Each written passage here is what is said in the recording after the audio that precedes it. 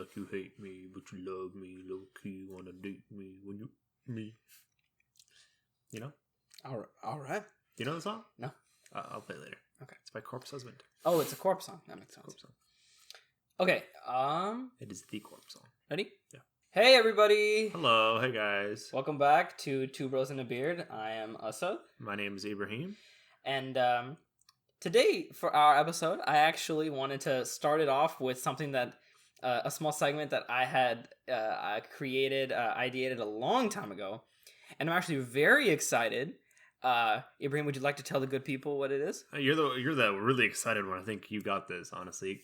He sat there and planned this out in his head for the past year now, and he's been really trying to push for this little segment right now. And I'm just like, really? Of all things in life you want to do? Okay, listen, let's do it. It's not as intricate as a year-long planning, but it is still pretty But you've good. thought about it for a long time. Yeah, I've been pondering. A long time. So, this segment is called Bathroom Review. Now, similar to other review formats that you've probably seen on the internet, we're gonna, talk about our personal preferences for bathrooms. I wouldn't say that there's necessarily a certain scale, but I would say that we do grade things differently. It's not the standard. So, we're just gonna talk about bathrooms that we've been in lately in different places, restaurants and stuff like that, and talk about the quality of the bathroom. You know how in sponsored streams or YouTube videos, whatever, they'll be like, this video sponsored by blah blah blah, or this portion of the video sponsored by blah blah blah. And honestly, that's all I was thinking when you were saying this part of the podcast is actually talking about bathrooms, and that's all I could think about. So I kind of zoned out of what you were talking about. But yeah, no, for sure, this is bathroom. Yeah, so this is Assad's famous, most favored bathroom review. Hey, wait. It's not just mine. It's ours. It's the podcast. Okay, you came up with the idea originally. And then hopefully it'll catch on. And then after, being with you a lot of times outside the world, I realized it makes sense a little bit. You can grade bathrooms. You can kind of see how different bathrooms people grade soap. Yeah, I mean... People grade toothbrushes. I've seen the dumbest review things. Bathrooms are something not necessarily trendy, but they're things that everyone can relate with because everybody goes to different bathrooms and everybody feels deep down. Everybody has a different opinion about every bathroom they go in. And we're not exactly talking about house bathrooms. If I go to your house, you go to my house, whatever. Yeah. We're talking about that would be too judgmental. Yeah, I'd be like, oh, I don't like where you put your towel. Oh, your duvet is on the right. Oh my god, is that the type of soap you use? Oh my god, Dove? So lower class. Not Hands and Shoulders. More of outside public bathrooms, McDonald's, restaurants, stuff like that. Yeah. So there was a couple. Yesterday we went to one that Assad really wanted to talk about. We went to a movie theater last night. Oh, it was great. Yeah, we don't want to talk about the specific name, but this movie theater is it's not a traditional movie theater it's one of those bougier ones. Yeah. It's a bougie, not like AMC or whatever. It's for artistic films. They also show normal films there. Yeah. But it's for more artsy films. And dude, one big thing about this bathroom that I noticed, or rather I didn't notice that you noticed, Ibrahim, you want to talk about that? Okay, this bathroom pissed me off. Okay, so I'm the first one to walk in there because I got to the theater before you, and I was like, I gotta pee. So I walked into the bathroom, the door opens towards the left, so it's swinging left, and then right to your right, I'm talking about 2 inches, from the door edge to the right, there's just a bathroom stall, right? And I've never been in this bathroom before, so I thought maybe this is where the stalls start. No, it's just a random stall in the middle of the wall. A singular stall. That cuts off, the door from, I don't know, the way you walk in from the door, just take hard right into the bathroom. There was just a stall right there. And you have to walk around the stall. As soon as you walk around the stall, it's the towel dispenser thing and the trash can. That's it. That's the only thing the stall is protecting. And I was like, why? Yeah, the layout of the bathroom was definitely a little strange. Like, why on God's earth did you decide to put a stall right there, of all places? It was kind of shaped what's that thing that the devil holds? The spear? The trident? Trident. It's kind of trident shaped because you had the long path where the stalls and all the sinks were, and then you had one diverting part which was where the extra bathroom was, and then another one where the towel section was, and then they all met to be the exit of the door. Did you go to the same bathroom I did? Yeah. Are you sure? I didn't see the trident idea. I also went in there so quickly that I didn't get a full grasp of the space. I walked in there, used the bathroom, washed my hands, and I walked out. So, no, but the bathroom, besides the little stall thing that pissed me off, it was a good bathroom.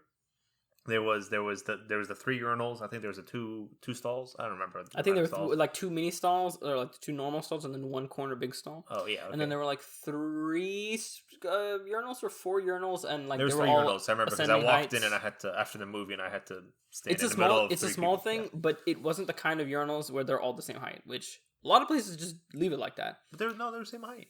No. One of them wasn't the same height because there's usually one for There was the shorter mini, people. and then there was the 2 taller ones versus the Yeah. linear being just all the same. There's in our college right now, in our community college, when you walk into the bathroom, the urinals go there's like 4 urinals. Every urinal goes up 2 inches or something like that. There is a size for you. It's the funniest thing on earth. It's just like by size, and I'm like pretty tall, and so I have to go to the shortest one because the rest are full, and I'm just like, I gotta actually aim right now. Another small detail about this bathroom that we'll elaborate more on in another bathroom review is it has, especially because of the world right now, COVID and everything, it has foot handles.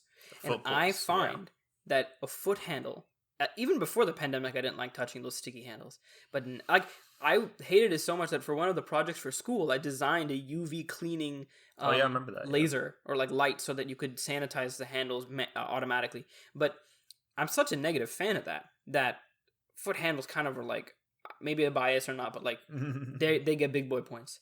So anyway, in this bathroom, the urinals all had the special, not cakes, but they had like the ones that are flat, outy thingies. Yeah, the ones that are like flat and like a full. The ones that are like sound things. panels, but for they're just a flat hexagonal looking thing. Yeah, which was good, and they were the whatever. The bathrooms are the urinals. I don't know if you use urinals or not, but the urinals themselves were kind of bougie. Yes. They weren't like the normal like bathroom, the little bar on top. It was like a button, but it was also censored, and it was like a weird looking like egg shaped, and I was like, yeah, Dixon did well. The Dixon, I think, was the company for it. The motif for the bathroom was a normal artsy like black and white scheme, majority black and then accents on white. Yeah. And the urinals themselves, the holes for the urinals and the whatever that spongy thing is, it was such where like how those things are designed to block strays. Sure. But these, because of the placement of the holes, would still kind of shoot strays out because there's no because the hole was kind of like.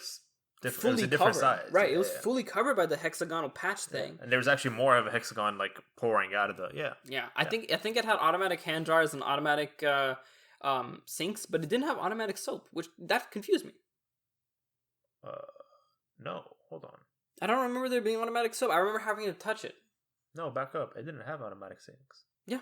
No, bro, I remember it was like a normal sink. You have to pull out the lever was vertical, and you have to pull it out to make it like a 90-degree angle. I remember because I used the bathroom twice yesterday, and I was like, weird how this looks. Okay, I'll defer that one to you because I never actually ended up washing my hands. Yeah, no, I kind of just went in there for a look. Yeah, no, I remember because I pulled it to the right a little bit. I was like, I wonder why people have this like sink of all sinks. I thought then that's even weirder. Actually, no, that makes more sense. That combination makes sense. Auto dryer, but then manual sink, manual soap. Yeah, and there's also there was the old looking like 5th grade towel holder where you have to like pull it down with your elbow, like the weird long ones with like weird. And then also I had the normal standard garbage bottom towel top where you can just pull out the little towel. Throw it right in. Even though towels are like technically bad for the environment, I prefer that to hand drying so much. Like the loudness, it's just bad. Yeah, it takes me too long. Dude, we could do a whole episode on like just literal bathrooms. Yeah, I don't know how. I don't know. I told you we can. You're like, I didn't know bro. how I could talk this much about bathrooms. Yeah. But okay, final point is something else that I find that gives bonus points is the mirror didn't have it, but it was close where the lighting was on the edge of the mirror. And the ring light effect you get in your eyes when you look and you look cool. When you look in the mirror, you're like, oh my god, I look like an alien. That gives bonus points, I think. But it didn't have that. It just I realized had a different shape. There was a couple different movie theaters that I've went to that actually has ring lights. Yeah. It's weird. I don't know like how that decision is made because if it's a movie theater that's part of a franchise, you'd think that they kept the bathrooms consistent throughout all the buildings. But like a studio movie girl we went to actually has lights. AMC's has the lights. Yeah. Studio Movie Girls is weird because it's a huge bathroom, right? It's like They're a locker room bathroom. You can put like 9 people washing their hands at the same time. It's so sticky. Like it's so weird. Like it's not. I think it's because they have food there, and so it's different. I don't know. There are definitely people coming out. Super weird side tangent. Sure. When you were growing up, I don't know if you've ever done this or not, but I think in like 1st grade ish, I had a whole like day just learning how to wash our hands. I don't know if you know this, have you done this or not, but they literally took us to the bathroom. We're all in lines. We're like, okay, walk into the bathroom, first 5. Okay, now wash your hands, count the ABCs, whatever the whole thing is. And I remember specifically my teacher, Miss Burchuck, I think her name was. She would tell me use only 3 paper towels. And ever since then, I've only ever used 3 paper towels to dry my hands. I only use 2. One for each I was going to ask you, how many do you use? Because I've grown up only used 3. And people that are like, they take 2, layer it, and then dry their hands. I don't do that. I don't do that. I think they're psychopaths. I think they have something wrong with them. I'm not a freak. What I do is I take one, and while, my hand's wet, so one stuck to one hand, one stuck to the other, and I just go boom, boom over one another, and then I just dry like that. Okay, you're a psychopath. Wait, no, that's normal. You can't just unstick the thing from your hand. No, you take one out. You take one out, use, throw away. You take 2 out, use, throw away. Well, I guess because to maximize time, I do both hands because I can do it literally. You're in the bathroom, bro. By the time I walk to the trash can, my hands can be dry. And on top of that, if it's the kind of trash can door setup where it's conducive, like you can use the towels to like wrap around the door handle. That's also the preferred method, so that's why I do all of that really quickly at once. Yeah, but no, I don't know. But I've seen freaks who just go. Oh yeah, the people that pull out like 70 and dry their hands with like 2. We don't have video yet, but dude, you guys know what I'm talking about. I've tried that once. The fiends, the towel fiends. I've tried that once because we were in the school bathroom and I was like, I saw some kid doing it. He walks out. I'm like, does it actually work? Like 70 at once?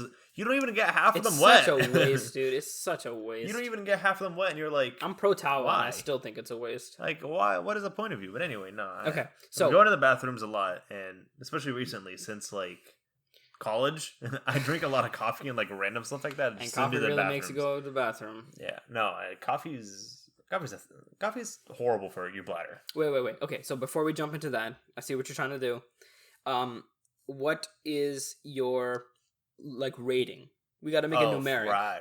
We'll track this eventually, but right now I don't have it set up. But what score would you give this theater's bathroom? I think. Maybe out of 10. Yeah, probably out of 10. We can make up like our own little scale, like bathroom, sink. You know how our friends we have different scales for different things, and then they have weighted versions and like other stuff like that. We can have our own. It's like in Brooklyn Nine-Nine. I don't know if you watch it or not, but like the whole like Charles Boyle's whole the way he grades food. It's on a scale. It's on a grade of like 11 or 12, and everyone's like, "Why that? The 5 senses." Plus the mouthfeel and the weird feels, and I'm like, "You good, bro?" But that makes sense. It makes sense for Boyle, though. It makes sense though. I'd probably give it like a 8.5, just because the stall really pissed me off. See, I'm more of a features guy than an aesthetics guy. So like, if I go to like a super fancy restaurant, then like like the bowl sinks or whatever that impresses me, or weird stuff like that, bamboo or whatever. But features make me more like impressed. So I would say you gave it 7, 8. I would give it like a 7. Yeah, because I didn't find anything crazy about the bathroom. Nice. It just looked pretty. It was nice. I enjoyed the urinal. The sink was different. I was like, that's extra points. And there was something else I liked about it. I completely forgot what it was. But it was nice. The only thing that I would take off points for is this dumb little stall right when you walk into the door. It's so abrasive. It's so jarring. I didn't even notice it. Like, I thought it was just a weird jut in the wall. Yeah, you walked out of the bathroom, and I was looking at you to see your reaction. You were like, well, it looks normal. I'm like, what do you mean, bro? There's a stall right in front of the door. Yeah, it was so weird that I didn't even notice. Okay, I think those are pretty fair scores. Yeah. So, to your earlier point about coffee in bathrooms. Coffee sends you to the bathroom a lot more. I think that's probably the most leading thing to send you to the bathroom. Other than, like, having a liquid IV. Because that really will make you go to the bathroom. I've never had one before. A liquid IV is like, I forget how it works, but they have like a hydration multiplier effect in the powder. Have much like nutrients. So basically what happens is your body senses that there's more hydration, there's more water in your blood, in your fluids than there is. So your body will be like, okay, go pee. That's why they say you have to have liquid IV like in smaller sips, because if you have too much of it at once, your body will make you piss all of it out. So it's like you don't get the hydration effect because you just immediately pee it all out. Have you heard about those like people that party a lot? There's companies that start off with this. You go to this company, and supposedly they give you like either like an IV bag or like a banana bag or something, and it helps you, quote unquote, get hung over a lot faster. What's a banana bag? It's just a bunch of nutrients. It's just yellow color. That's why they call it a banana bag. I can Google it later, but essentially it's like an IV, but with more stuff in it. It helps you with hydration, nutrients, a bunch of random stuff I don't know anything about because I'm not a doctor, but supposedly like companies do this, and I've like read about it, and I've seen other doctors talk about it. And they're like, that's not how that works. Yeah, I imagine People are that just there's a lot making more money delayed off of effect. nothing. I think it's because people want to get unhungover really badly. Yeah, and they're like, "Oh, I want to go party tonight again," and everyone's like, "Banana bag," and they're like, You, "Okay, you know how cool." there's like those apple juices or apple sauces that are in those little packets? That's what I imagined you said, but it was a banana bag, just like a bunch of mush blended, like nice banana. Banana And bag. I actually got really hungry. Yeah, named for their distinctive yellow color, banana bags consist of thiamine, folate, magnesium, sulfate, and multivitamins in a saline solution. Dude, that just looks like cursed Gatorade. Like it just literally looks like chemicals. Literally the weirdest thing. It looks like one of those chemicals that the morticianer puts inside people to like keep them alive or like alive looking. Yeah. Those yellow, red, blue chemicals. But no, it's like banana bags and like some normal like IV fluids and stuff like that. People have literally went and done that just to party more. But I don't know. It's just a random idea I got from your little IV thing. But yeah, no, coffee probably is the most thing that sends you to the bathroom. Other than others, I don't know about that. I think so. Maybe. What else sends you to the bathroom? Sends you to the bathroom quickly based off of one thing. Like coffee, you drink it within like the next hour, you're in the bathroom. Coffee sends you to the bathroom, but it makes you more have like a bowel movement than it does make you urinate. I thought it was the other way around. I think it makes you pee more. Oh, I mean, it has an effect on your bladder and your need to go to the Because restroom. I've used the bathroom multiple times and just peed, and I had to use like number 2 or whatever. Well, I guess then the coffeeness of the coffee will impact your bowel movement whenever the movement hits because it's a diet suppressant, and then on top of that, it is a I forget the word for it, diarrhea thing, something. It just makes you more prone to poo. Yeah. Okay, so it's it's just like strongness of coffee. There's like a technique or something where like people who need to clear their movements, right? Especially if they depend on coffee in the morning, they take those strong like espresso shots or stuff. Like just straights, and then when they get done with their morning routine, they have to go to the bathroom. Yeah. So what do you put in your coffee? What's your coffee order? So I personally I hate coffee, or like I hate the idea of being caffeinated, so I avoid caffeine at all costs. So like my ideal order is either you're just always asleep. I mean, we'll talk about that in a moment, but caffeine has a weird effect on me, and I know it has a weird effect on you too. But I will go for like a normal roast. I've been getting more into black coffee. I'm totally okay with the decaf. I feel like if you're going for coffee and you're already gonna have the bitter crap in your mouth, why not go decaf? Yeah, I don't know. Because decaf tastes great if you get used to it. Decaf never made sense to me, but I think again, I don't know. I think outside of like the traditional realms of coffee, I love chai. And listeners, let's have a little moment here. There's a difference between chai as in like Starbucks chai latte. Chai is in the chai I'm talking about, and then chai, which Ibrahim might talk about later. There's a very distinct difference. My chai is a desi Indo-Pakistani, or probably multiple, other than that, but Indo-Pakistani, at least for me, type of tea. It's a base of black tea with some carnation milk. I forget what it's called. Yeah, and the spices are a little bit different in the bag, and it has a certain taste to it that it's like a more even coffee taste. It tastes almost like if you go get boba and you get a black tea or black milk tea or something, but just a little bit spicier because of some stuff.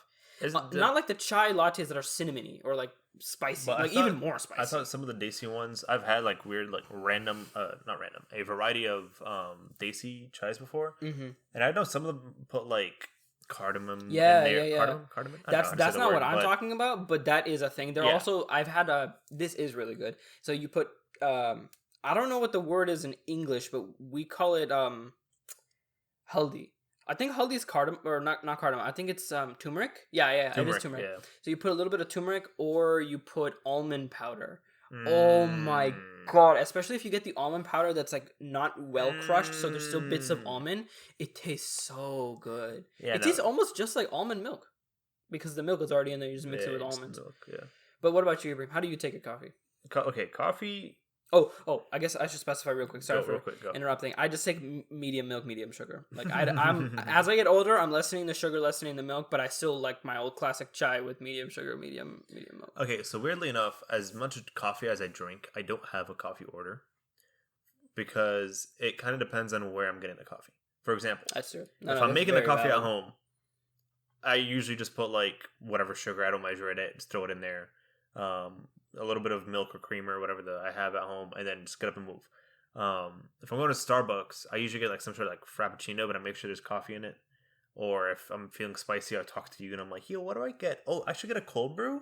Oh my god, okay. Yeah, those integrated mixes. Yeah, like I usually like unless I'm with someone, I just get a frappe, but yeah, you do. I do. You default. You used to get the cookie crumble a lot from Starbucks. yeah, the chocolate cookie crumble, or like the Java chip or something like that. But One of those two have coffee in it, so I'm always getting that one. But it was always some sort of frappuccino, some sort of iced, like, milky thing. Because if I wanted coffee, I just go home and make coffee. Yeah, you know how people just go to Starbucks and get black coffees, like, sir. Yeah, can you not make coffee at home? I would not pay the prices that's, even though Starbucks is like moderate, I guess, for me, for different people, I guess, but I would much rather, get my own beans from locally sourced places, or get the blonde, or not blonde, dark roast, normal. I forget what the normal roast is. Pike.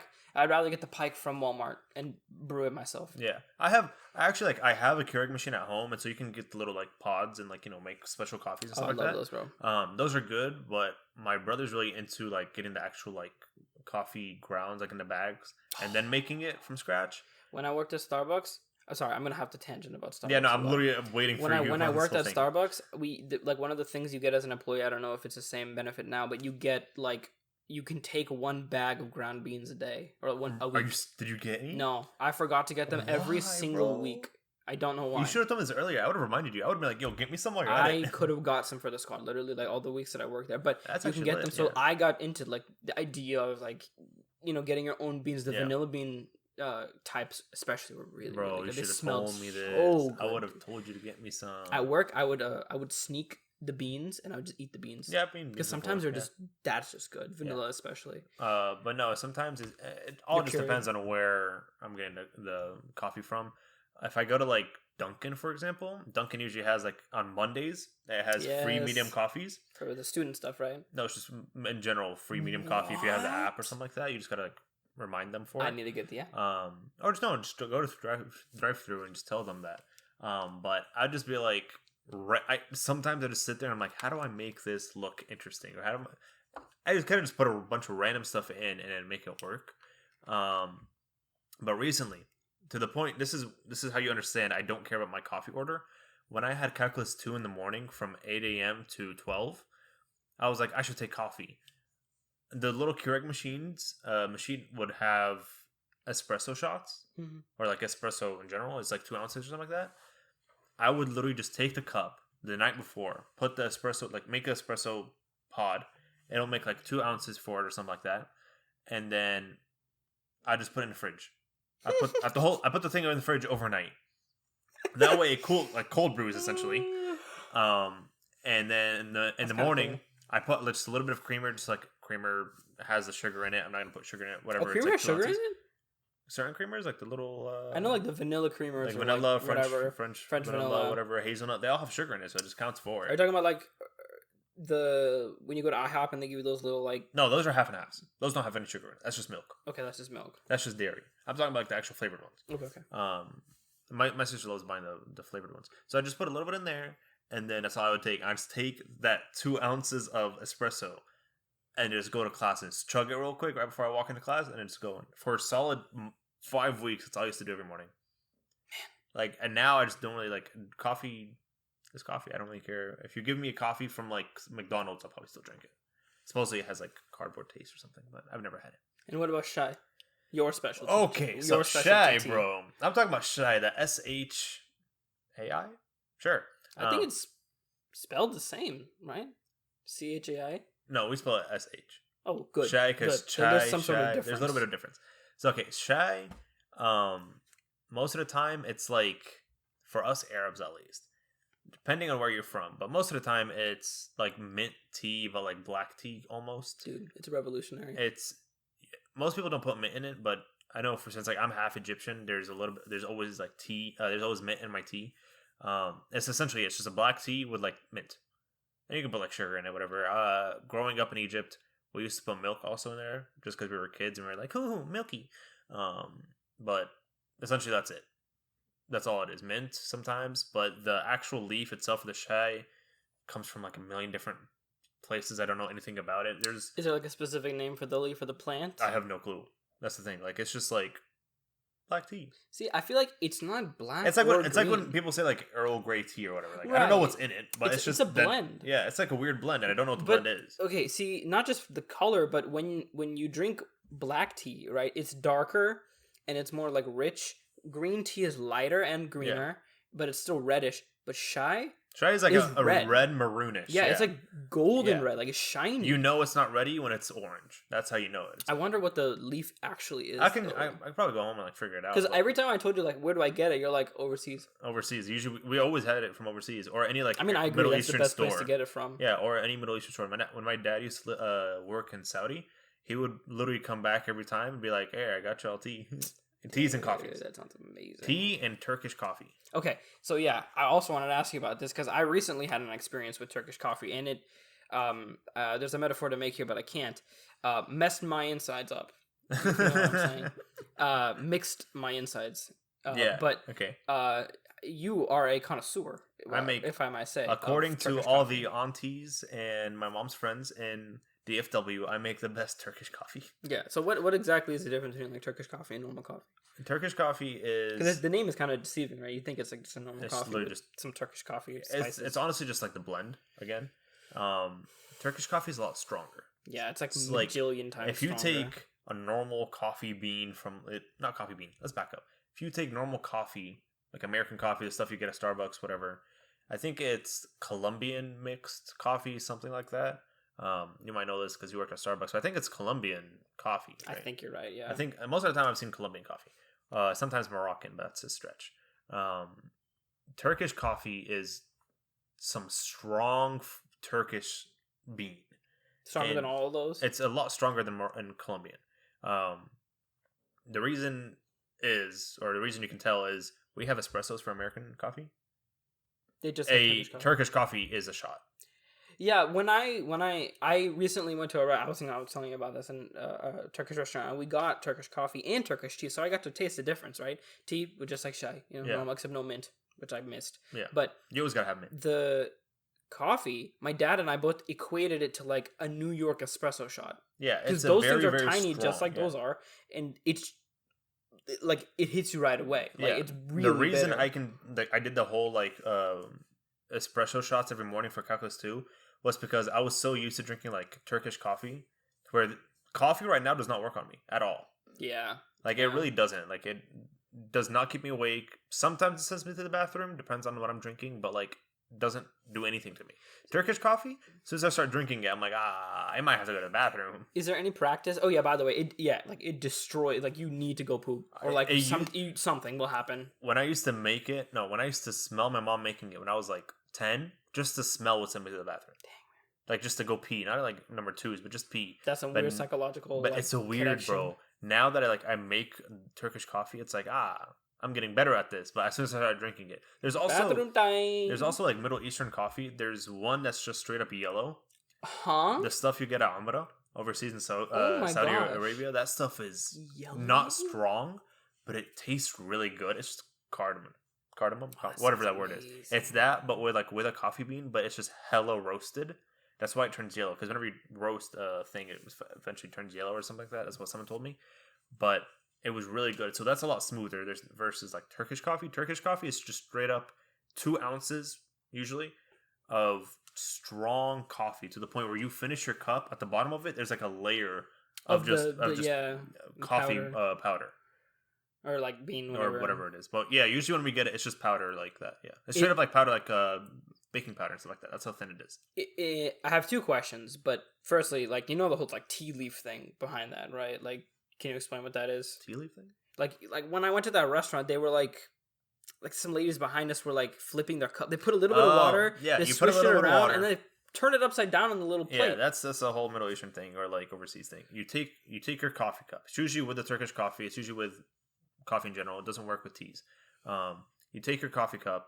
You put just a little bit of water in there, or like you keep a little bit left of the coffee in there. I'm talking about like less than an ounce of left in there, and then you flip it over onto your plate because you usually serve it under with a plate under it. You flip it on top of the plate. You shake it a little bit, either up and down, left and right, whatever you want to do. Just shake it, leave it, let it sit, leave it to the point where on the plate, whenever you look at it and the cup is still upside down, there's like a ring of coffee around it, and That's then what they said. They emphasized the ring. yeah, the ring of coffee on top around it, and then you pick it up because then you notice that all the coffee's off, like it's officially dry in there. You pick it up, and inside the coffee cup, on the sides of like the coffee cup, you'll see quote unquote like Imagery. your future, your Right. imagery, some black magic type stuff, and that's why like every Arab knows how to do it, but we're just like we don't do it just because here we don't believe in that stuff. But essentially, you'll see like the other day I was doing it as a joke with my mom, and she goes, "Yeah, see here you have like a monkey, which means you're gonna have like something something here. There's a white heart. If the heart is like white and that's just outlined in the coffee, then it's like a good heart. It's like you'll find love soon, or like someone loves you or something like that. If it's like a black heart, there's gonna be divorce, heartbreak, something bad in your life. If there's like a thunder, then I don't know. There's a bunch of random symbols behind it. Do you remember that the Hulu show Rami? Yeah. In Rami, when I guess spoilers for Rami if you guys are gonna see it. Spoiler! It's very minor, but in the last season when his sister goes to get like Nazar checked out, Yeah. like her like luck, Yeah. right? Like the lady over there when she's doing all the incense voodoo, she also like does the tea leaf thing, and I just thought that was so funny because I just remember because they're also Egyptian, and I remember that. Yeah, no, happening Egyptians, Syrians, Lebanese, Turkish. anyone, they all know how to do it. then. And Some of them really believe it, but most of us Arabs are like, nah. it's a very Asian thing. Even beyond the Middle East, it's like a thing. In Avatar, they talked about that too. Like there was a episode where Aang was like drank some tea and somebody looked at it and read it and they were like, "Oh my god!" You can do it with Even the in tea Harry leaves, Potter. but it's Even in a Harry lot Potter, harder to there was do. a scene in the Goblet of Fire where he was in like one of his magic classes, and it was a teacher with huge glasses and the puffy like curly hair, and she looked at his tea and literally had an aneurysm. Like she was like, "You're Oh, gonna I remember her. die!" Yeah, the one who went. Yeah, she has like She was little cuckoo. Yeah, the marbles. ball, the crystal ball. Yeah. You can do it with tea leaves and like tea. What's the word I'm looking for? I don't know. Tea extracts. But it's just like most of the time, whenever you have tea, it's either the big leaf or it's like little small, like very small balls. And so there won't be enough to read off of it. And my secondary question was for like Turkish coffees: is there any sort of milk supplantation, like any sort of Some people put milk in it. But adding? Because it seems like a sin because of how strong it is. That's like the nature of it. You're not supposed to dilute it. Yeah, the milk. People put milk at the end. There's some people that put milk. I know my sister sometimes does it with milk. But you just boil the milk and then put in the coffee grounds. So essentially, it's just all that. What were you talking about, mir? When there's like the foam on the top? Oh, Wish. Wish.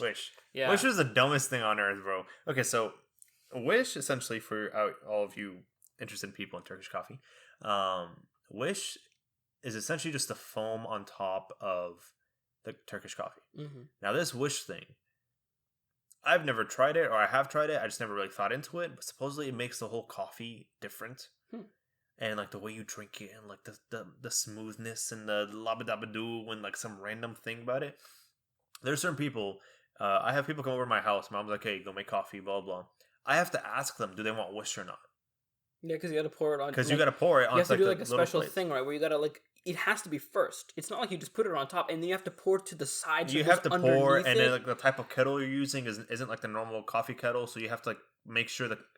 My biggest issue right now is we have to buy a new kettle because the kettle, whenever you pour it, the Wish breaks. So there goes like 35 minutes of your life. And don't you have to like pour it like to the side of where the Wish is coming out so that the actual coffee goes underneath the Wish? Yeah, the Wish has to like not break essentially, and the Wish can break either from pouring while you're transporting said coffee to said person, or like any random jolts or breathing on it. It's really stupid, but that Wish, you have to ask people if they want it. My dad drinks with Wish. My mom doesn't. Whoa. She'll if she's given it with Wish, she'll drink it. She doesn't care, but it's not preferred. Like she doesn't preference it. My dad is like, yeah, no, if you can make it with Wish, I'll drink it for sure. So sometimes when I'm making coffee for my mom and dad, I'll have to pour his cup first and then pour my mom's cup, just because I have to give him the Wish before it like dies in like 20 minutes, and then give my mom her cup. It's tough, and there's a whole like system on how to do it. So weird. There's a whole culture around it, and that's just one thing we know. Imagine how many other coffees are like types of caffeinated drinks with tea and coffee stuff, beans. There's like religions around. Almost. I'm trying to take either like a leap year or like after I like graduate college, just go around the world and just eat food and drink random stuff. That's what I'm trying to do. I'm not trying to go and see the Mona Lisa in the Tour de France. I'm just trying to go eat food, bro. The Mona Lisa is overrated because when you go there's so many people and the actual portrait's very small. So it's this tiny square in 10 inches of glass. on a huge wall, and then after that there's red rope, and then after that there's a sea of people. It's not worth it. Sure. But the rest of the Louvre is actually beautiful. But I don't even the care Mona enough to Lisa go itself there, is bro. not. I just want to go see the food. So besides coffee, I like I mentioned earlier, I'm very anti-caffeine. I like as a person. This is something that I guess This shapes you. a lot of people don't know. I don't like to like be medically supported in any way. That sounds kind of stupid, but like I don't. Are you an anti-vaxxer? When I have a headache, I don't. No, I'm definitely a vaxxer. But when I have a headache, I don't immediately reach for Tylenol or like reducers, and I don't like caffeine. I don't like depending on a chemical to keep me awake because it makes me feel stupid. So I'm Honestly, like can't remember the very last time I had against Tylenol. caffeine, and also caffeine has this very very weird effect on me because I've had so much of it, just from exposure. And every little kid wants to have chai at the mosque, so that's why every little kid sneaks it or gets it, and then you get really addicted to it when you're older. And I luckily have not had that part. But caffeine has this weird effect on me where it doesn't. Yeah, it doesn't work. The keep you awake part doesn't work. Out of the window. And what happens is, like, if it's a really caffeinated, like a cold brew, so something even more condensed than like a normal espresso, or like a double shot of espresso, anything that's super caffeinated, New York espresso shot, I will literally have like a heart attack. Like my BPM just increases, and I have like a mini panic mode. Like there was this one time I was playing video games with a friend. And we were just playing, and I was sipping coffee while we were playing. And the game was like a mildly horror game, right? Which is, you're already a little bit on edge when you play the game. But I was like, I had played the game 7 or 8 times already, or 6 or 7 times. But because it was making me somewhat tense, the coffee added to that, I was like off. Like he kept asking me, he was like, "Are you okay?" Because I was short of breath a lot. I had to keep breathing out of my mouth. And my eyes were open, and I was like, I wasn't really emoting properly. Like everything was kind of drained feeling, and and then after that, when the caffeine high is over, when that only lasts for like maybe an hour or two, just the caffeine related part, and then after that, I pass out. I literally get so tired after caffeine. It's almost easier for me to go to sleep with caffeine than it is to go to sleep with melatonin, which I will tell my melatonin story some other day. Yeah, can't relate to that. Like coffee, caffeine, monsters, energy drinks, all that stuff doesn't work on me, doesn't keep me awake. I think it might be because I grew up drinking tea, like we said earlier. Like a lot. There's as an Arab, we drink a lot of caffeine, but it no longer works on me. Even like the espresso shots that I used to take, I would fall asleep in class. Like they would not work on me. Turkish coffee does not work on me anymore. I think if anything, coffee just makes me kind of just go pee, and that's it. There's no actual keeping you awake factor in there anymore.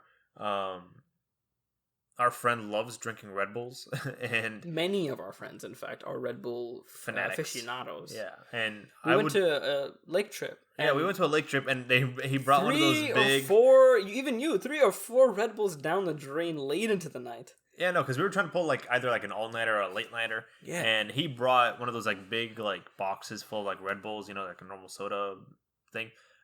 He brought it for Red Bulls, and there was like 24 Red Bulls in there. And I'm like, me and him are usually the only people who drink Red Bull, whatever, I'll drink. And I was drinking one, and I was like, shoot, I drank it like it was like water. Like I didn't really enjoy the Red Bull experience, if you know what I mean. Didn't really enjoy the battery acid taste. And then I was like, I'm gonna go get another one. And I ended up getting 3 or 4 within like an hour and a half. And I literally was not feeling anything. Like he looked at me. I don't know if you noticed or not. He looked at me, he's like, what number you want? I'm like, I don't know, 3 or 4. He goes, are you good? I'm on 2 and I'm feeling like happy and ready to like go fight like a bear. And I'm like, nah. I'm honestly like, this does not work. Wings. Yeah, it's not giving me wings. You're not getting the wings. I need to sue them for that. False advertising. False advertising. It did not give me wings. Excuse me, sir. I actually did not have wings pop out of my back after sipping your fine elixir. Didn't they have to change wings to like wings with like multiple eyes so people stop actually believing they give you wings? That's what I heard. I don't know. I think I did see something with there was like a weird spelling of the wings, but maybe I'm Red Bull gives you myself. Wings or something like that. Wings. But coffee, caffeine, all that stuff doesn't work. You can sometimes like recently catch me with like an energy drink. Only like, I don't know. I sometimes do it. I'm like, maybe placebo, it'll work, but it does not do anything for me. See, as far as like the people we know, we're like, even though we're really used to caffeine to the point where it doesn't have the traditional effect, we aren't like dependent. Yeah, no. Like we're not like chained at the ankle to caffeine. No. But like I remember in high school, like there were still people who needed a Red Bull in the morning.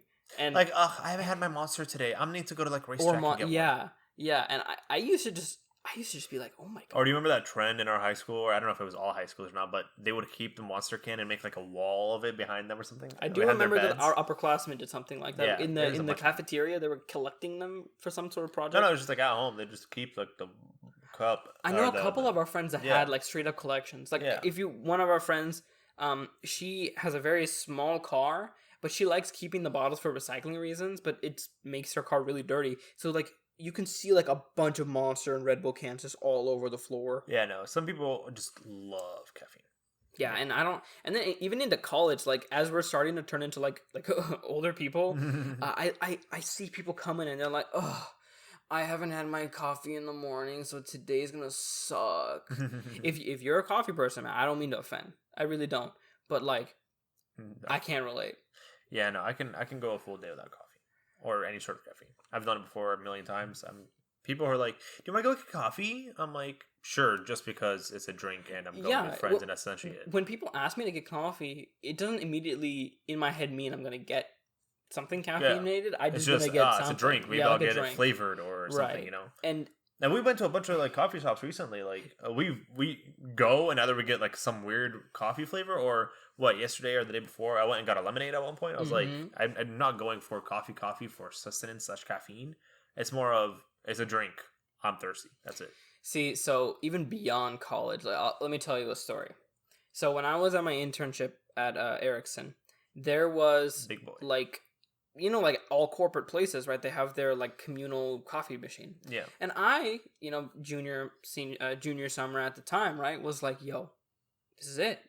I can live the life. I can be the crack-headed coffee guy. Have the crackhead coffee corporate lifestyle, that fantasy. So every day for like 2 weeks, I got a really, really strong dark roast of coffee with like 1 sugar in it, and then I stirred it, and then I drank it all day. And then one day, I just forgot. Just slipped my mind. I was busy, whatever. And the next morning when I woke up, I had one of the worst headaches in my life. And literally that moment, I was like, never again. Yeah. Never again. Caffeine does that to you. It's weird. Yeah. The withdrawal headaches suck. The withdrawal headaches suck, and you gotta drink like a lot of water, or God, I don't know what the hell you need to do, but like it sucks. Yeah, but it's different from like a hangover. Hangover is like you're full, like your whole body just sucks. For caffeine, you're like, I'm tired and I have a really big headache. That's it. Yeah, like caffeine is only like the ocular, like brain part of the hangover, where your eyes hurt, your temples freaking are throbbing, and like it. you're kind of dizzy. And that I can understand how older people would, like our parents or whatever, they avoid that. You know, the caffeine they need is they don't want to feel the withdrawal. My mom drinks like 5 or 6 cups of like tea, chai a day, and then like at minimum two cups of coffee a day, Turkish coffee. Dang, man, dang. And like I literally stopped. I don't even drink Turkish coffee that often, just because it's so like, what's the word I'm looking for? Sour, bitter. That's what I'm looking for. Bitter, yeah. It's so bitter. It's not something that I would like. I can handle it, but I don't enjoy it.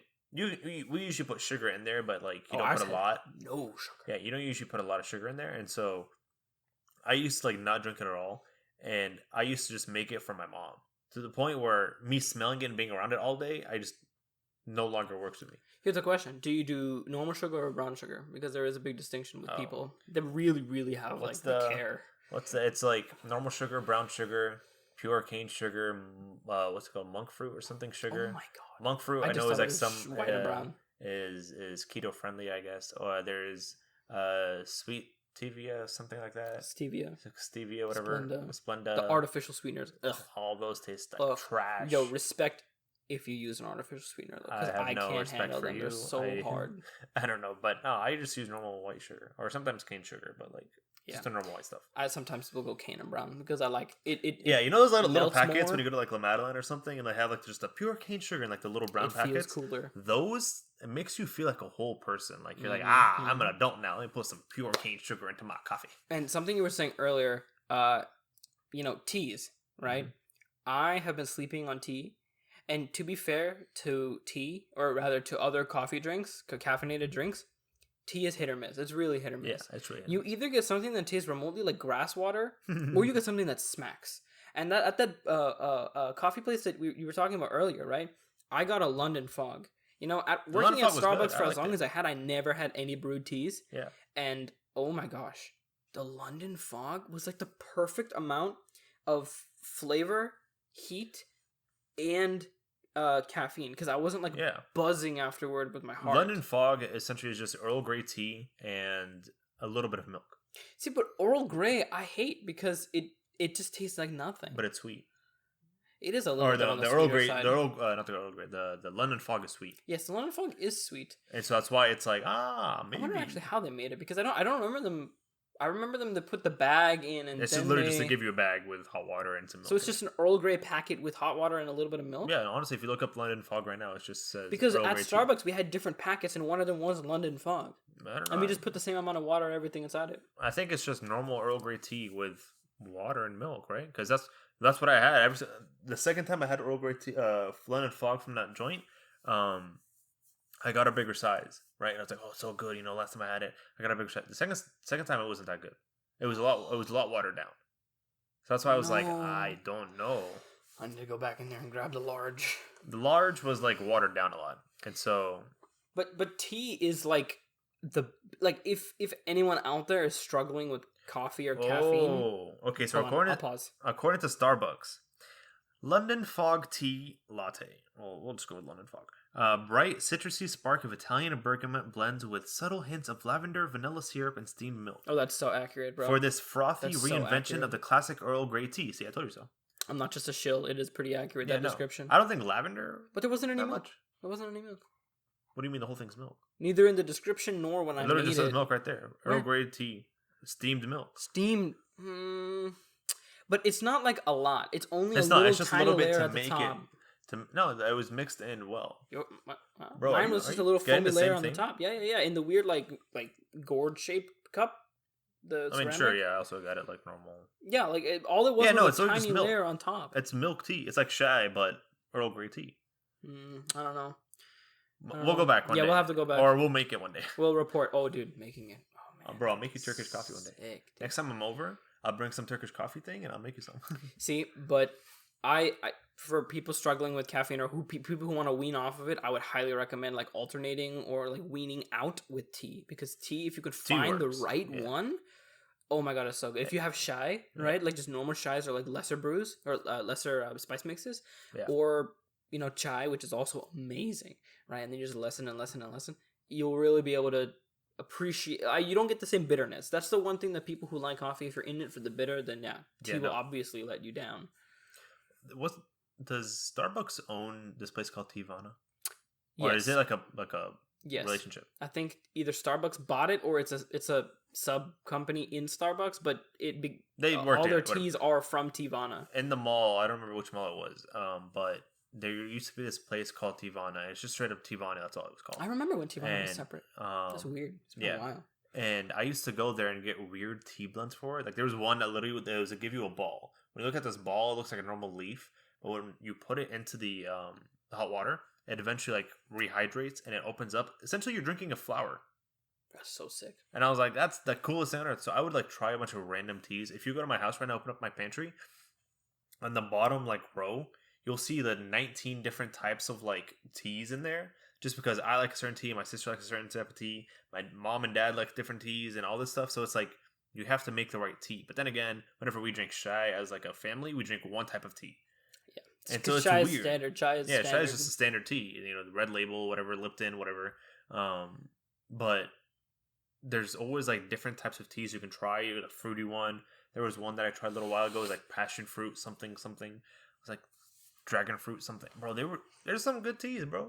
Oh, and you can make them iced as well for people who don't like hot drinks, I guess, or hot teas.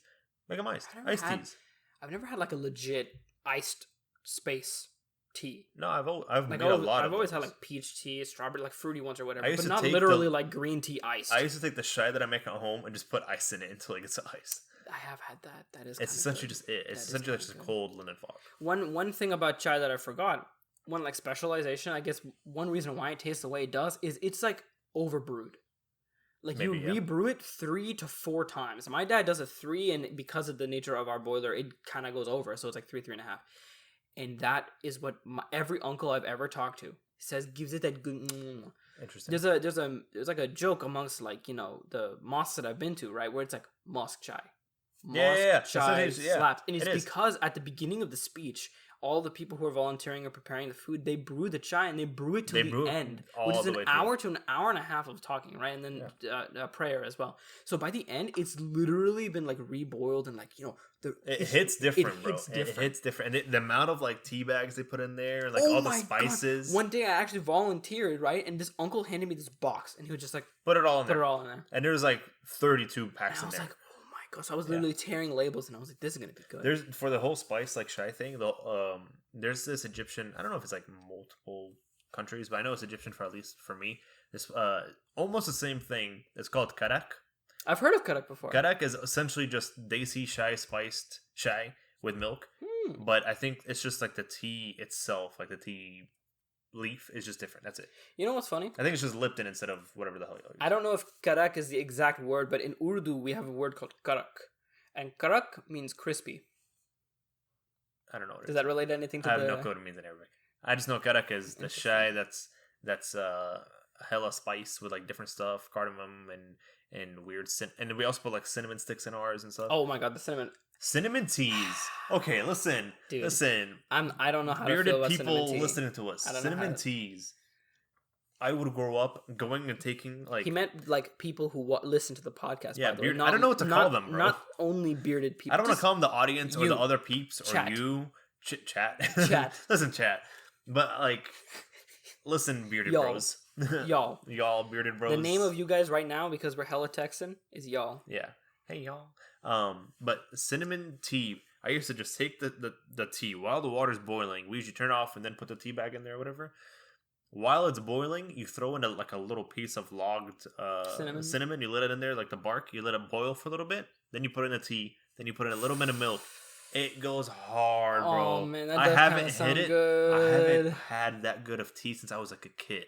And every single time my mom like finds a little jar of like the cinnamon bark, whatever it's called, I'm like, am I gonna risk it today? But the issue is it has to boil for a while, so I get lazy, and that's why I don't do it. See, coffee is great and all, right? Caffeine's great, I guess. This is coming from a person who does not like caffeine traditionally.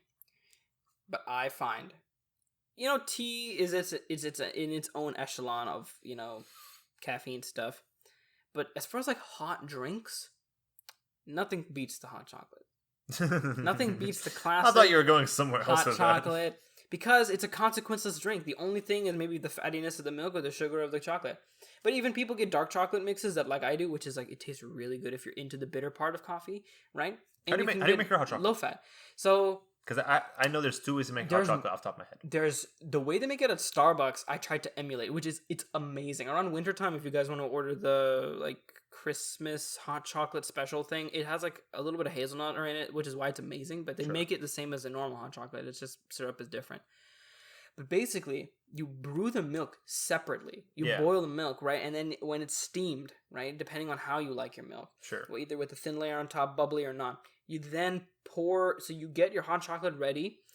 If it's a mocha mix, then you pour the mocha and the milk in at the same time. If it's a powder mix, you put the powder first, and then you put the milk over that. Never the other way around.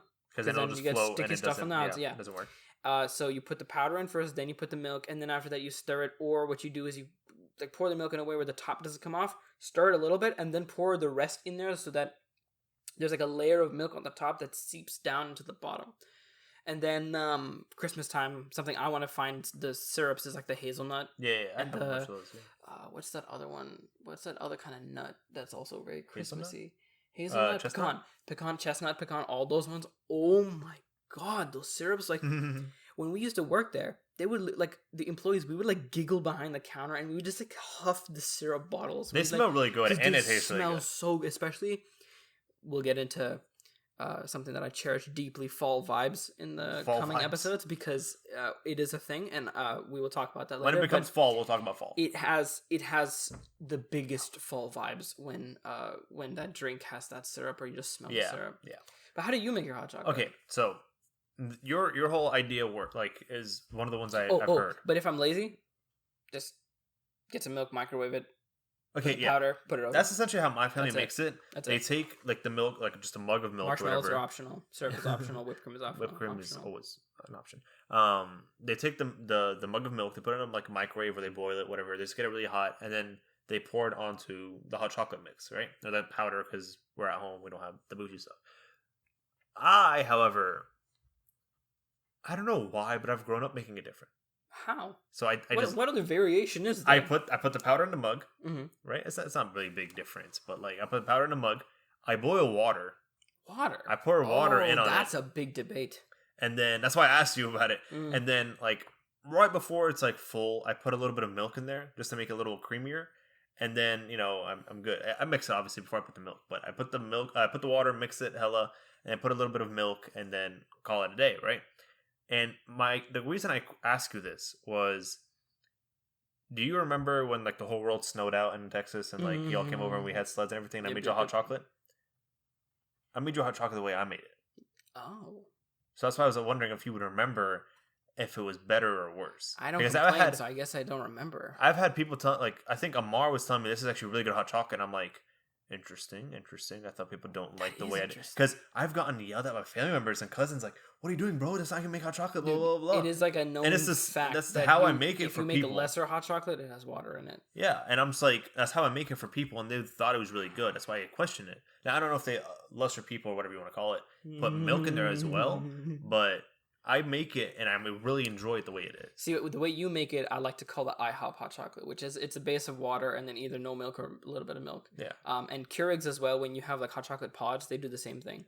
It's not, I don't prefer it just because the smoothness and the sweetness of the milk is something that I do like part of the hot chocolate, but I wouldn't say it's necessarily evil. It's just the maximum hot chocolate is like, oh my God, dude.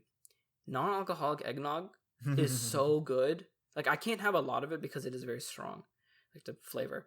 But oh my God, dude, it's the same process as hot chocolate, essentially. Yeah, essentially. But, oh my God, it's so good. Oh, what's it called? It might be because of me, but when we grow up, sometimes my mom would make like, she'd take like milk that's about to go bad, and she'd pour it into like a really big bowl or whatever, and she'd put it in the microwave. And essentially, she'll end up making like what's the word in English? It's called ishtal, but essentially it's just like a dairy thing. I don't know. It's called almost like a yogurt. Yeah, she essentially makes yogurt with it. But she essentially like boils the crap out of it, and so, the taste of like boiled milk to me just seems odd. That's why I think I might not like. Yeah, boiled milk kind of tastes flat by itself, and that's why sometimes whenever my sister makes it or like some family friend makes it, hot chocolate, I can taste the boiled milk besides like the chocolate and like separately.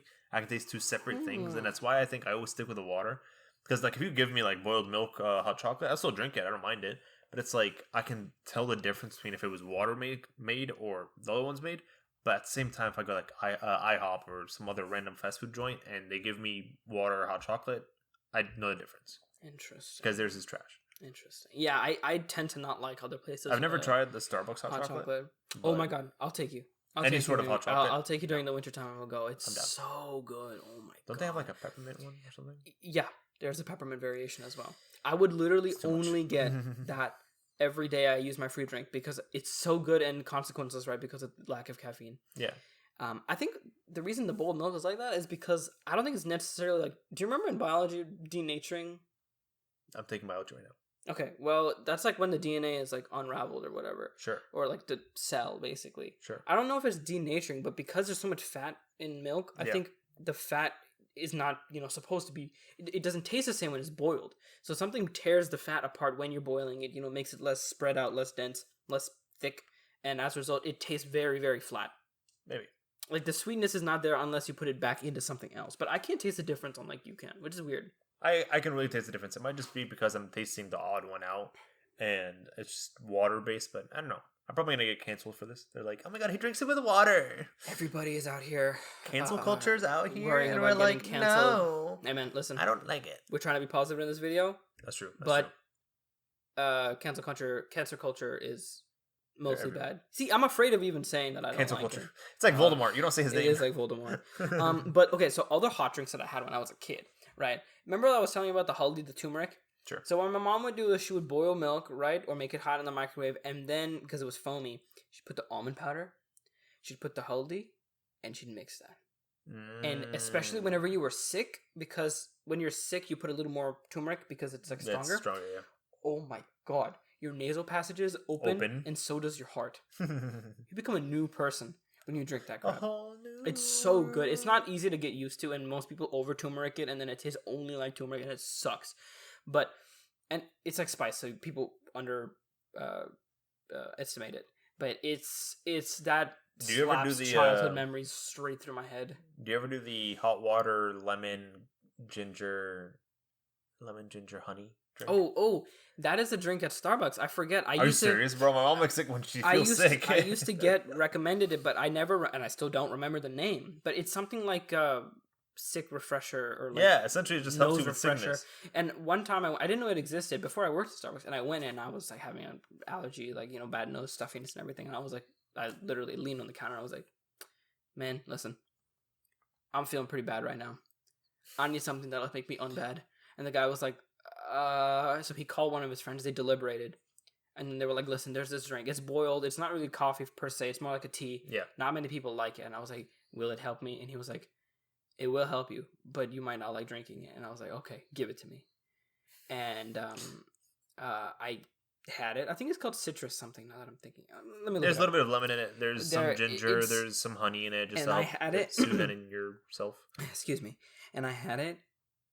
Oh my god. Yeah, I'm not like the biggest fan of it. Like I wouldn't recreationally drink it, but dude, I've had it. All a bunch of you opens. Some people put cinnamon in it as well. I've had cinnamon. That actually in sounds there. like it'd be really good. But no, it's really really strong, especially like ginger, because the way we make it is like straight up like ginger chunk. Like we take the hot water, we pour it onto chopped up or like sliced ginger parts, and we put it in there. Some people add garlic, but those people are like insane and they really want to get healthy faster.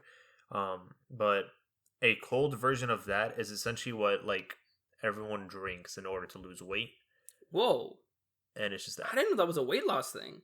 It's weird, bro. This drink will cure cancer, will solve your diabetes, will make your eyeballs pop out, but at the same time it tastes horrible.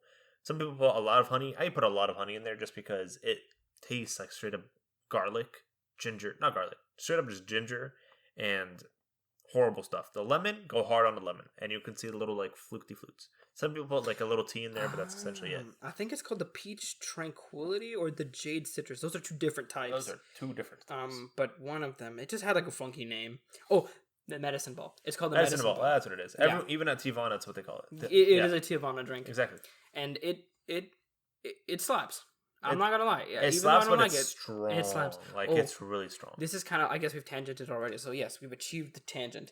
But not really like I've zoned down. Coffee, but like whenever you were sick, right, or had like a sore throat or something, what were some like traditions you guys did? Because for me, what we used to do is my mom would boil water and then put hella salt in it, and then you gargle the salt water and then you spit it out, but it like really clears your throat. We used to do that. We do that. Sometimes it's not like boiled water; it's just like warm water. Whenever there's a toothache, whenever your throat hurts. I never thought about it for toothaches. Whenever it actually helps soothe your tooth. Your throat hurts. Whenever like there's some other one, ear infection, you can also do that. It's some weird stuff. But yeah, no, boiled salt water, whatever. There's this weird spice. I don't know the English name of it, and I also don't know the Arabic name of it. But it essentially just looks like a small. It's always in biryani. It's like a little cardamom. No, it's something else. It's like a little piece of clove.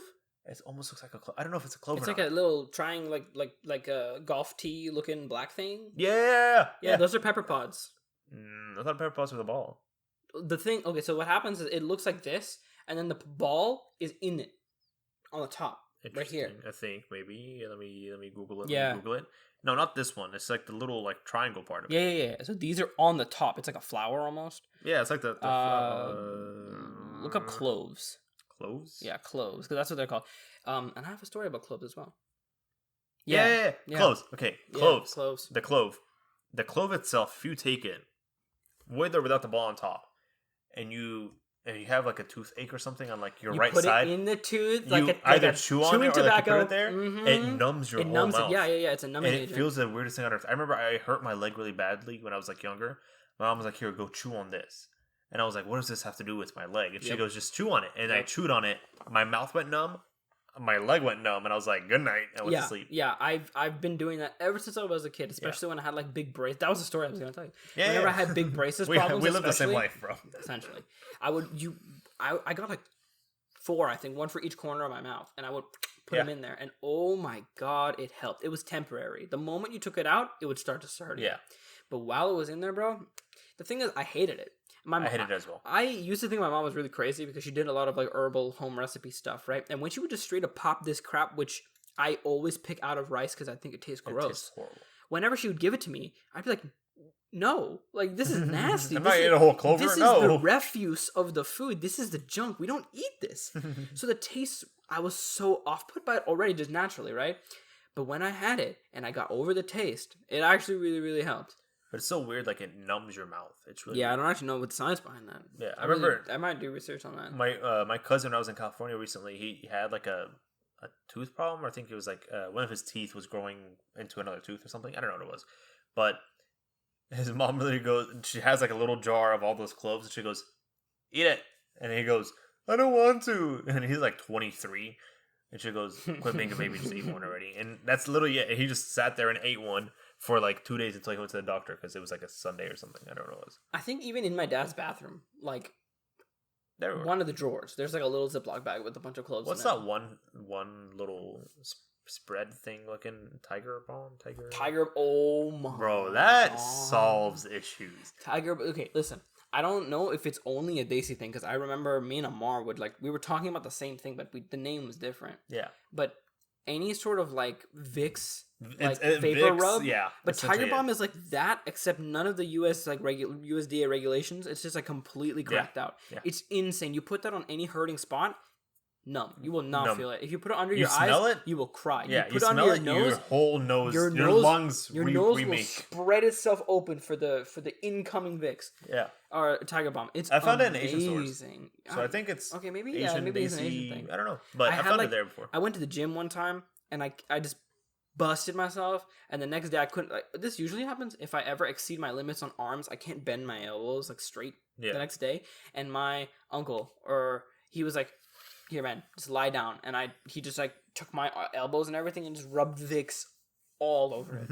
You know how there's like that joke with like ethnic people about how there's like one cure-all medicine, but it's absolutely not medicine. It's definitely not. It's Vicks. For us, it was Vicks. It was literally like Vicks, your legs falling off, you just put some Vicks on it, right? Your nose is like dying, put some Vicks on it. Your girlfriend broke up with you, there you go. Put some Vicks on it. Yeah, Vicks is like the number one cure for everything. Tiger Balm, I love that stuff so much, man. That stuff is strong. I wish I could like thank the guy who made it, honestly, because he helped me through a lot of different headaches as well. Because you just like when it sits on your forehead or more sensitive areas of your skin, it just burns, and you don't focus on your pain because it's burning. Speaking of headaches, I think I'll end on this one. But the weirdest thing I've ever like heard of as a treatment or as like whatever you want to call it, back a long time ago before we had like Tylenol and all this stuff.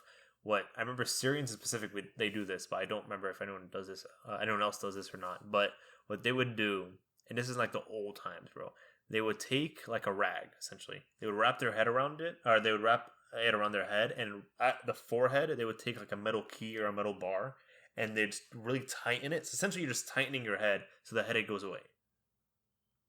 And they would just put it in there, and they just tighten like the little like rod key, whatever it is, and like make a knot and leave it there for at least like an hour or two. I mean, I see how that could work because a headache, like the pulsing pain, is just your blood really quickly pumping around your head, and it hurts. And so that's what they would do. And I've seen like movies, and I've like talked to people about it. That's essentially what they do. They just make essentially a turban, and they have like a little key to tighten it. Yeah. Or like a little rod or a piece of stick or something, and they just put there, and you walk around seeing people like that, and it's like, I got a headache, bro. I've never tried it before, but if we want to try it, we should try that. I'm really down to like science. We can get your science fair. Your whatchamacallit, terrace cloth. Your my thobe? Yeah, your thobe. No, not your thobe. The turban. The thing we wore to paintball. The jam lid, the jam jar. The what? The jam cover thing. Uh huh. You know Yeah, I know the what you're jug? talking about. Yeah, yeah. You know what I'm talking about? What's I the know what name? you're What's it called? You wear it with like the a scarf, yeah. You wear it with the thub technically, but It's like it's a, not it's actually like part of the thub. it's a not a jalebi, like a lebi, you know. It's a I forgot what the name was. Didn't they? I used to call it the balaclava, but it's not a balaclava. I just like Baklava? saying the balaclava. Baklava? No. The scarf Baklava thing. I used to is a call dessert, it, bro. No, yeah, baklava is a dessert. Balaclava is like the CS:GO thing that people wear, where it's like, it's like your eyes are cut out, but everything it's like a ski mask I'm almost. trying to think of what it was called. Oh man, The I just call it like the jam jar lid. the jam jar. Yeah, like, it's I just- know because it looks like a jam jar. It's the joke that all people make when it comes to because it literally just looks like a picnic table spread. Okay, no, I'm googling this. This is gonna piss me off. Okay, Google it. While you Google that, I'll close out the episode. Thank you everybody for watching. This was a topic that I did not think that we'd be able to talk about for this long, but just like most things, I underestimate the human ability to just talk about whatever for whenever. So thank you guys so much for watching. I hope this didn't bore you. We did try to keep it a little bit more positive today, and I think we're on a little bit more Kofiyeh. Kofiyeh. That's what it's called. I remember what it was called. Kofiyeh is a black and white one. The red one is the Saudi thing. It's a completely different thing. But essentially it's just called the Kofiyeh thing. It's like a Palestinian thing. Okay. That makes more sense. Yeah. So where was I? Yeah, I hope we didn't bore you with this. I was really interested in talking about it. I don't know why. Talked about coffee. There's a lot of information that just came out that I did not know I knew. Yeah, I don't know. Or wanted to talk about, frankly. It worked. But yeah, thank you guys so much for listening. And we will catch you guys next Friday. Thank you. Bye. Bye. Are you gonna do this every episode? Every episode, eh? Bye. And the little alligator walked across the pond, and he saw a little rabbit sitting on the lawn, and he walked up to him, and then he went away, then he went away to sing. And There's the oxygen. Oh my god, look at the wave.